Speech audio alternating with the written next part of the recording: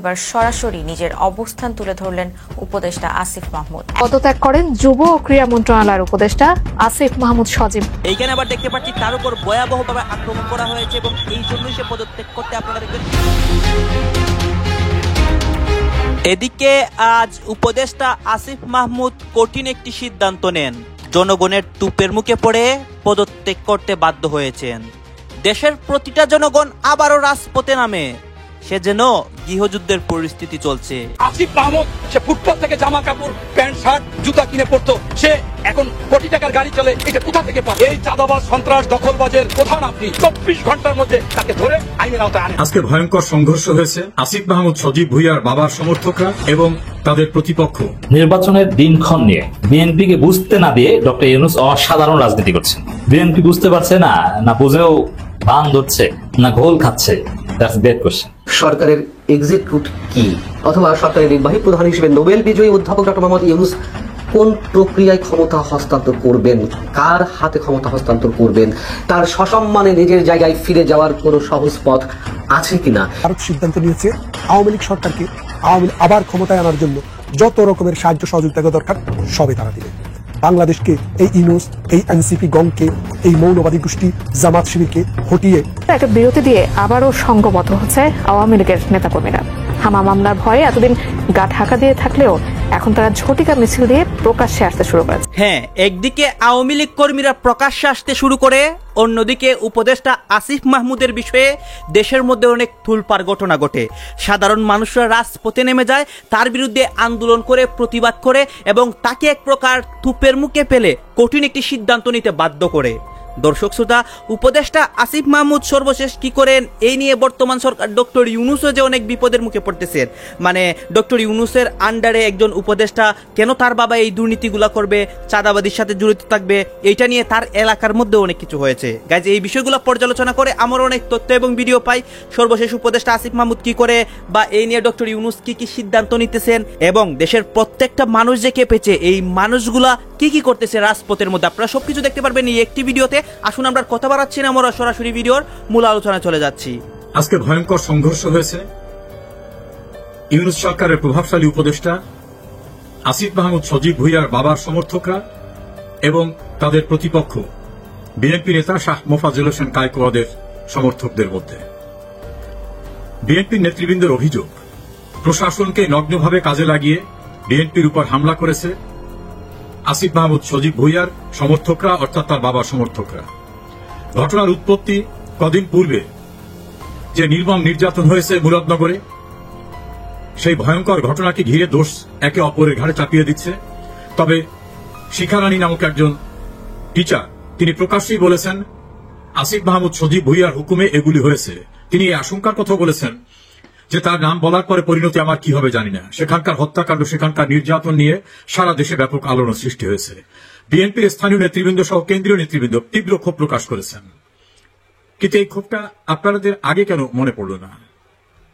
এই আসিফ মাহমুদ সজীব ভুইয়ার মতো একটা নাবালক ছেলে, পাকনা ছেলে, যার ম্যাচুরিটি আসে নাই, তাকে ইউনূস ছাত্রদের প্রতিনিধি মনে করে তার মন্ত্রিসভায় নেয়, তার উপদেষ্টা মণ্ডলীতে নিয়ে এএফএম হাসান আরিফের মতো একজন সিনিয়র উপদেষ্টার কাছ থেকে স্থানীয় সরকার মন্ত্রণালয়ে এনে এই আসিফ মাহমুদ সজীব ভুইয়াকে দেয়। এর পাশাপাশি তিনি যুব ক্রীড়া মন্ত্রণালয়ের উপদেষ্টাও, অর্থাৎ সরকারের সবচেয়ে গুরুত্বপূর্ণ দুইটা মন্ত্রণালয়ের দায়িত্ব তাকে দেওয়া হয়েছে। তখনই বিভিন্ন আলোচনা হয়েছিল যে হাসান আরিফ বাংলাদেশের অ্যাটর্নি জেনারেল ছিলেন, ইতোপূর্বে একটা কেয়ারটেকার গভর্নমেন্টের দায়িত্বে ছিলেন, ল অ্যাডভাইজার ছিলেন, তার মতো লোককে সরিয়ে দিয়ে সেখানে একটা বাচ্চা ছেলে যার গোপদাড়ি পুরোপুরি ওঠে নাই, এখন ম্যাচুরিটি আসে নাই, তাকে কেন দেওয়া হলো? অনেক সমালোচক বলছিলেন যে স্থানীয় সরকার মন্ত্রণালয়ের অধীনে ইউনিয়ন পরিষদ, উপজেলা পরিষদ, পৌরসভা, জেলা পরিষদ, সিটি কর্পোরেশন, সম্ভবত এই ছাত্ররা একসময় দল করবে, দল করতে গেলে স্থানীয় সরকার প্রতিষ্ঠানগুলোকে তারা কাজে লাগাবে, কারণ তাদের তো দলের লোক বাইরে থেকে কোথাও নেই। কেউ কেউ বলছিলেন না, ওদের ফান্ডের দরকার, এই সকল মন্ত্রণালয় থেকে অনেক টাকা কামানো যাবে। এভাবে আলোচনা চলছিল। সেই আলোচনা শেষ হবার আগেই দেখা গেল তার এপিএস এর শত শত কোটি টাকার দুর্নীতির চিত্র বেরিয়ে আসলো বাইরে। এমন পর্যায়ে আসলো যে দুর্নীতি দমন কমিশন অনুসন্ধানের সিদ্ধান্ত নিতে বাধ্য হল। অনেকের ধারণা এই অনুসন্ধান আলোর মুখ দেখবে না, এটা ধামাচাপা হয়ে যাবে। দ্বিতীয় দফা অভিযোগ আসলো এই আসিফ মাহমুদ সজীব ভুইয়া ঢাকার 2 সিটি কর্পোরেশনে মেয়র নিয়োগকে কেন্দ্র করে কোটি কোটি টাকা আয় করছেন। একটা কর্পোরেশনের তো নিয়োজিত প্রশাসককে সরিয়ে দিয়ে তার মন মতো আর একজনকে দিলেন। কারো কারো মতে অভিযোগ, পূর্বে যিনি নিয়োগপ্রাপ্ত ছিলেন তিনি সৎ মানুষ হওয়ার কারণে তিনি অনেক কথা শুনছিলেন না, কারণ সিটি কর্পোরেশনের টেন্ডার, নিয়োগ সহ ব্যাপক বাণিজ্যের সুযোগ আছে। ঢাকা দক্ষিণে সাবেক মেয়র সাদেক হোসেন খোকার পুত্র ইসরাক হোসেন দাবি করলেন যে তিনি নির্বাচিত মেয়র, তিনি অফিসে কাজ করতে চান, তার সঙ্গে বিতণ্ডায় জড়ালেন। তখন বেরিয়ে আসলো থলের বিড়াল যে কাউন্সিলর নিয়োগের জন্য গোপনে ইন্টারভিউ নেওয়া হচ্ছে, আসলে কাউন্সিলর নিয়োগের ইন্টারভিউ না, কে কত টাকা দিতে পারবে সেভাবে। তাহলে ঢাকার 2 সিটি কর্পোরেশনের মেয়র নিয়োগ, কাউন্সিলর নিয়োগ নিয়ে আর্থিক লেনদেনের যে গুরুতর অভিযোগ সেটাকে উড়িয়ে দেওয়ার মতো না। একইভাবে সারা বাংলাদেশের জেলা পরিষদের প্রশাসক, পৌরসভার প্রশাসক সহ বিভিন্ন স্থানে লোক নিয়োগের ক্ষেত্রে ব্যাপক দুর্নীতির অভিযোগ উঠেছে তার বিরুদ্ধে। ওয়াসায় সম্পূর্ণ আইন ভঙ্গ করে বিপুল পরিমাণ লোকের নিয়োগের ক্ষেত্রে গুরুতর অভিযোগ উঠেছে যে কোটি কোটি টাকা নিয়ে ওয়াসায় এভাবে লোক নিয়োগ দিয়েছেন। এছাড়া তার 2 মন্ত্রণালয়ের বিভিন্ন জায়গায় লোক নিয়োগ, টেন্ডারের কর্মকাণ্ড, টেন্ডার গটিয়ে দেওয়া, বিভিন্ন রকম ভাবে আর্থিক অস্বচ্ছতা, লেনদেন এবং দুর্নীতির সঙ্গে তিনি জড়িত। এই সরকারের এক্সিট রুট কি, অথবা সরকারের নির্বাহী প্রধান হিসেবে নোবেল বিজয়ী অধ্যাপক ডক্টর মোহাম্মদ ইউনূস কোন প্রক্রিয়ায় ক্ষমতা হস্তান্তর করবেন, কার হাতে ক্ষমতা হস্তান্তর করবেন, তার সসম্মানে নিজের জায়গায় ফিরে যাওয়ার কোনো সহজ পথ আছে কিনা, এরকম নানান ধরনের প্রশ্ন গত কয়েক মাস ধরে নানান পর্যায় থেকে উত্থাপিত হচ্ছে। কিন্তু দেশের এই ক্রান্তি লগ্নে মানুষ তাকিয়েছেন তাদের দিকে যারা দেশের সংকটময় মুহূর্তে অবশ্যই অবশ্যই গুরুত্বপূর্ণ কোনো ভূমিকা রাখতে পারেন। এখন আমরা এমন একটি জায়গায় এসে পৌঁছেছি যখন কিনা সেই মানুষগুলো প্রকাশ্যে সরকারের এক্সিট রুট নিয়ে কথা বলতে বাধ্য হচ্ছেন। বিএনপির পক্ষ থেকে একটি অনুষ্ঠান ছিল, ডেমোক্রেসি ডায়াসের আয়োজনে আলোচনার বিষয় ছিল অন্তর্বর্তী সরকারের মেয়াদ কতদিন হতে পারে এবং একই সঙ্গে নির্বাচনের পেয়ার পদ্ধতি নিয়ে ভাবনা কি। তো সেই অনুষ্ঠানে আমিও ছিলাম উপস্থিত। ডক্টর দেবপ্রিয় ভট্টাচার্য অতিথি হিসেবে যে কথাগুলো বললেন প্রকাশ্যে অবশ্যই অনেক মিনিংফুল। তিনি বলেছেন অন্তর্বর্তী সরকারের এক্সিট রুট নিয়ে ভাববার সময় এসেছে। একই সঙ্গে তিনি বলেছেন এই সরকার কোন পদ্ধতিতে ক্ষমতা ছাড়বে সেটা এখন স্পষ্ট করা জরুরি। সরকার যতদিন বর্তমান সরকার যতদিন ক্ষমতায় থাকবে সংকট ততই গভীর হবে। আমরা কি অর্থনীতিবিদ ডক্টর দেবপ্রিয় ভট্টাচার্যের এই কথার মানে বুঝতে পারছি? ডক্টর মোহাম্মদ ইউনূস কি এই কথাগুলোর অর্থ বুঝতে পারছেন, বোঝার চেষ্টা করছেন? যখন ডক্টর দেবপ্রিয়র মতন মানুষরা প্রকাশ্যে এই কথাগুলো বলতে শুরু করেন তখন বুঝতে হবে অবশ্যই কিছু একটা ঘটতে যাচ্ছে। এবং শুধু ডক্টর দেবপ্রিয় ভট্টাচার্যই নন, তার মতন আরো অনেকে প্রকাশ্যে মুখ খুলতে শুরু করেছেন যে এই সরকারের উদ্দেশ্য কি, সরকার কি করতে চায়। যদিও আমাদের মতো মানুষ এই প্রশ্নগুলো অনেক আগে থেকে করে আসছি। সরকার যে স্বাভাবিক কিছু করতে চাইছে না তা সবার কাছে এখন স্পষ্ট। কেউ এখনো প্রশ্নের মধ্যে আছেন, কেউ কেউ স্পষ্টভাবে সতর্ক সংকেত জানিয়ে দিচ্ছেন সবার উদ্দেশ্যে। এবং আমরা তো বলে আসছি এই সরকার কোনো অবস্থাতে নির্বাচন দেবে না। অতএব যখন দেবপ্রিয়র মতো মানুষেরা প্রকাশ্যে এই কথাগুলো বলা শুরু করেছেন আমরা ধরে নিতে পারি সরকারের কাউন্টডাউন শুরু হয়ে গেছে, অবশ্যই শুরু হয়ে গেছে। এখন প্রশ্ন সেখানেই যে সরকার আসলে কোন প্রক্রিয়ায় এক্সিট করবে, সেফ এক্সিটের সময় পাবে নাকি নির্বাচনের সুযোগ পাবে, নির্বাচনী প্রক্রিয়ার মাধ্যমে সংখ্যাগরিষ্ঠ কোনো দলের কাছে ক্ষমতা হস্তান্তর করতে পারবে, নাকি অন্য কোনো অন্তর্বর্তী সরকার বা তত্ত্বাবধায়ক সরকারের কাছে ডক্টর মোহাম্মদ ইউনূস ক্ষমতা ছাড়বেন। এবং এরপরে আরো আছে সেটা বলছি। কিন্তু নির্বাচন না দিয়ে যে দিনের পর দিন বছরের পর বছর ক্ষমতায় টিকে থাকা সম্ভব নয়, এটা কি ডক্টর মোহাম্মদ ইউনূস এখনো পর্যন্ত উপলব্ধি করতে পারছেন? সরকারের মূল চালিকা শক্তিকে জামাত ইসলামী এবং এনসিপি, জাতীয় নাগরিক পার্টি, তারা তো নানান ধরনের টালবাহানা করছে। এগুলোও পুরনো কথা সরকারকে টিকিয়ে রাখার জন্য, কারণ তারা বিহাইন্ড দ্য স্ক্রিন সরকার চালাচ্ছে। এতদিন বলে আসা হয়েছে, অভিযোগ জানানো হয়েছে বিএনপি কোনো সংস্কারে বা মূল বিষয়গুলোতে বিএনপি সম্মতি দিচ্ছে না, তারা সবসময় বিরোধিতা করছে।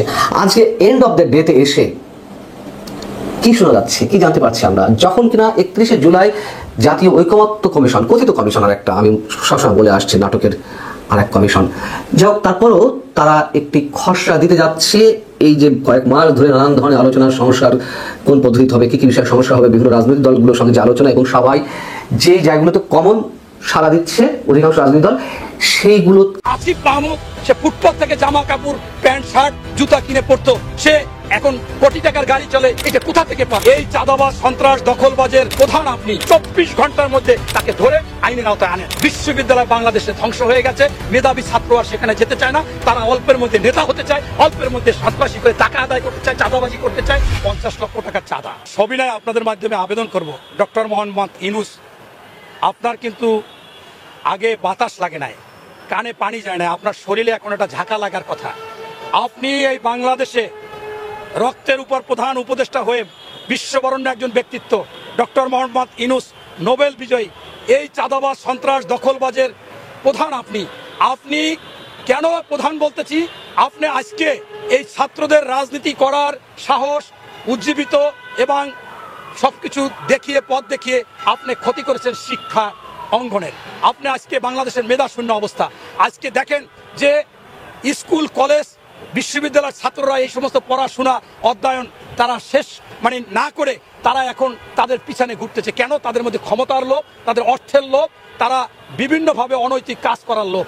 আমি জাতির বিবেক, আপনারা সাংবাদিক, আবার শিক্ষক, আবার যারা বড় বড় পর্যায়ে আছে, আপনাদেরকেও বলবো, যখন আপনারা দেখেন যে আসিফ মাহমুদ সে ফুটপাত থেকে জামা কাপড় প্যান্ট শার্ট জুতা কিনে পড়তো, সে এখন কোটি টাকার গাড়ি চলে, ফোন কেনে, এটা কোথা থেকে পায়? আপনারা একটু অনুসন্ধান করে যদি আগেই আপনারা বলতেন যে উনি কেন পায়, এই অপরাধ করার সাহস পেত না। এই এনসিপি বলেন, এই আপনার বৈষম্য বিরোধী ছাত্র বলেন, তারা যখন গুলশানে বাসা ভাড়া নিয়ে থাকে, তারা যখন গাড়িতে চলে, তারা যখন বড় বড় হোটেলে খায়, সোনারগাঁয় খায়, রেডিসনে খায়, আপনারা তখন তো বুঝতে হবে যে এই টাকা পয়সা কেমনে আসে, আদৌ কি সম্ভব? আপনারা যেদিন সাংবাদিকরা শুনেছিলেন যে এরা বলে যে তাদের ডোনার আছে এবং একজন দুইজন না, হাজার হাজার ডোনার, একবার শুনি 40,000 ডোনার, এই ডোনাররা কি গা চুলকায় তাদের হালাল টাকা কাউকে দিবে? অবশ্যই এরা চাঁদাবাজ, সন্ত্রাসী, দখলবাজ, অবৈধ উপার্জনকারী, তারা এদেরকে দিয়ে পালতো। তাই আমি মনে করি যে আজকে ডক্টর মোহাম্মদ ইউনূস জাতীয় এবং আন্তর্জাতিকভাবে প্রথমেই সাক্ষাৎকার দিয়েছিল, ছাত্ররা তাদেরকে বসিয়েছে। দ্বিতীয় সাক্ষাৎকার দিয়েছিল, ছাত্রদের আমি দল করতে বলেছি, ওরা বলছে একটা আসনও পাবো না, আমি বলছি তোমরা ক্ষমতায় যাবা। এরপর ডক্টর ইউনূসের যারা সাথে প্রেস সচিব, এই শফিকুল, এই প্রেস ক্লাবে বসে বলেছে নেক্সট প্রাইম মিনিস্টার হচ্ছে নাহিদ। এই ইনিয়ে বিনিয়ে তাদেরকে এই পথে এনে এখন স্কুল কলেজ বিশ্ববিদ্যালয় বাংলাদেশে ধ্বংস হয়ে গেছে, মেধাবী ছাত্র আর সেখানে যেতে চায় না, তারা অল্পের মধ্যে নেতা হতে চায়, অল্পের মধ্যে সন্ত্রাসী করে টাকা আদায় করতে চায়, চাঁদাবাজি করতে চায়, এইগুলো করে, এবং এইটার জন্য মূল দায় দায়িত্ব হচ্ছে, দোষী হচ্ছে আমাদের এই ডক্টর মোহাম্মদ ইউনূস। তাই আমি সবিনয় আপনাদের মাধ্যমে আবেদন জানাবো, আপনার শরীরে যদি ধাক্কা লেগে থাকে, আজকে থেকে আপনি নিরপেক্ষ হয়ে যান এবং বাংলাদেশে কোনো দলের প্রতি আপনি আসক্ত হেন না, তাহলে সেখান থেকে এখনো ফিরে আসবে আইন শৃঙ্খলা বাহিনীকে। আপনি 24 ঘন্টার মধ্যে আইন শৃঙ্খলা বাহিনী জানে যে কোথায় অপরাধ হয়, কোথায় চাঁদাবাজি হয়, কোথায় সন্ত্রাসী হয়। বিএনপির অফিসের ভাড়া চাওয়ায় বিএনপি কি করেছে? বিএনপি যে করেছে এর বিপরীতে জনগণের জরুরি করণীয় কি? আমরা কঠিন প্রতিবাদ করবো এবং হায়ার অ্যান্টিবায়োটিক দেব। দর্শক, এই আলোচনা বাংলাদেশের প্রত্যেকটা গণতন্ত্রকামী, শান্তিপ্রিয় বাংলাদেশের নাগরিককে জানার সুযোগ করে দিন, ব্যাপকভাবে শেয়ার করে। সবাই প্রতিবাদে অংশগ্রহণ করুন, প্রতিবাদের ঝড় তুলুন, সবাই জেগে উঠুন, রাজপথে নেমে যান। বিএনপি, জামাত, বিএনপির একটা অংশ লুৎফুজ্জামান বাবরপন্থী, সালাউদ্দিন কাদের চৌধুরীদের ছেলেপন্থী, যারা এইসব চান্দাবাজি ধান্দাবাজি রাজনীতি চান না, তারাও রাজপথে নেমে পড়ুন, বিএনপি সংস্কারে নেমে পড়ুন। এত বড় দল দরকার নাই বিএনপির। এই এত বড় হওয়াটা এইটাই বিএনপির ধ্বংসের কারণ হবে। বিএনপি জনগণ নির্ভর দল, অতএব বিএনপিরও একটা অংশ এর বিরুদ্ধে জেগে উঠুন। দর্শক, এনসিপি, চরমনা, ইসলামপন্থীরা সেই মিটফোর্ডে বিএনপির পাথর মেরে হত্যার বিরুদ্ধে যেরকম সমগ্র জাতি জেগে উঠেছিল, স্লোগান হয়েছিল, ট্রেনের চালে কাউয়া, Tarique Rahman dash dash dash, আবার সেরকম জেগে উঠুন। বিএনপিকে সাইজ করতে হবে। কি করেছে দেখেন, রক্ত আছে শরীরের, এরকম কোন মানুষ বসে থাকতে পারে না বিএনপির এই কাজের পর। বিএনপির কার্যালয়ে ভাড়া চাওয়ায় দোকান মালিককে পিটিয়ে হত্যা। আপনি কি 2025 সালে বাংলাদেশে বাস করছেন, না সেই আইয়ামে জাহিলিয়াতে 550-560 খ্রিস্টাব্দে বাস করছেন? রাসূল সাল্লাল্লাহু আলাইহি সাল্লাম এর জন্মের আগে বা নবুয়ত পাওয়ার আগের আইয়ামে জাহিলিয়াতের আরবের সমাজে বাস করছেন। এটা কোনো সভ্য সমাজ? দোকানের মালিক ভাড়া চেয়েছে, বিএনপির সন্ত্রাসীরা, বিএনপির পদদানী বড় নেতার নেতৃত্বে মালিককে পিটিয়ে হত্যা করা হয়েছে কার্যালয়ের ভিতর, দোকানের ভিতর, বিল্ডিং এর ভিতরে। রক্ত আছে শরীরে, এরকম কেউ চুপ থাকতে পারে এই খবর শুনে? এটা হাসিনার বাংলাদেশ না। হাসিনা যাকে ইচ্ছা তখন যা করতো, এটা ভিন্ন কথা। কিন্তু এখন এই হাসিনা তার নতুন বাংলাদেশে আপনি দোকানের মালিক, আপনি ভাড়া চাইবেন, 1 বছর ভাড়া দিবেন, 1 বছরের বকেয়া চাইবেন, আর আপনাকে পিটিয়ে হত্যা করবে। আপনি চুপ করে থাকবেন? কি করা উচিত?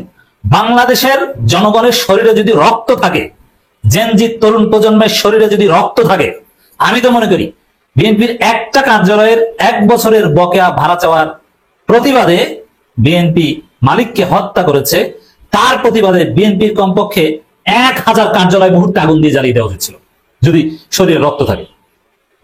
ঘটনা নারায়ণগঞ্জের যেখানে ঘটুক, সারা বাংলাদেশের জনগণ উত্তেজিত হয়ে বিএনপির কার্যালয় ডলা দিয়ে ভেঙে ফেলবে। হওয়া উচিত ছিল এটা, আমি বলছি না এটা করেন, কারণ এই গাইজ আপনারা দেখলেন এখানে কি কথা হচ্ছে। অনেকে কিন্তু অনেক কথা বলতেছে, অনেকে আলোচনা করতেছে, অনেকে সমালোচনা করতেছে, দেশের বিভিন্ন অবস্থা এবং পরিস্থিতি নিয়ে সবাই সবার মন্তব্য প্রকাশ করতেছে, এবং তাদের মন্তব্যগুলো দেখে আমরা অনেক কিছু বুঝতে পারতেছি দেশের মধ্যে কি হচ্ছে এবং দেশের পরিস্থিতিটি কোন দিকে যাচ্ছে। দর্শক শ্রোতা, এখানে কিন্তু বিশেষ করে এই বর্তমানে যে উপদেষ্টার বিষয়ে অনেক কথা হচ্ছে, এইগুলো নিয়ে কথা হয়, বা উপদেষ্টা আসিফ মাহমুদের বিরুদ্ধে অনেকে অনেক কথা বলে। গাইজ এই বিষয়গুলোর সাথে আপনারা একমত পোষণ করেন নাকি দ্বিমত পোষণ করেন, অবশ্যই আপনারা কমেন্ট বক্সে লিখে যাবেন। আর হ্যাঁ, তখন আপনাদেরকে আমরা যা কিছু দেখিয়েছি সবকিছু আমরা সোশ্যাল মিডিয়া থেকে সংগ্রহ করেছি, এখানে আমাদের নিজস্ব কোনো মন্তব্য নেই বা নিজস্ব কোনো সিদ্ধান্ত নেই। সর্বশেষ আপনাদের কাছে আমাদের একটা রিকোয়েস্ট থাকবে, আপনারা আমাদের চ্যানেলে নতুন দর্শক হয়ে থাকলে চ্যানেলটি সাবস্ক্রাইব করবেন এবং পাশে থাকা বেল বাটনটি বাজাবেন, যাতে করে নেক্সট ভিডিওটা সবার আগে আপনাদের কাছে পৌঁছায়। ধন্যবাদ।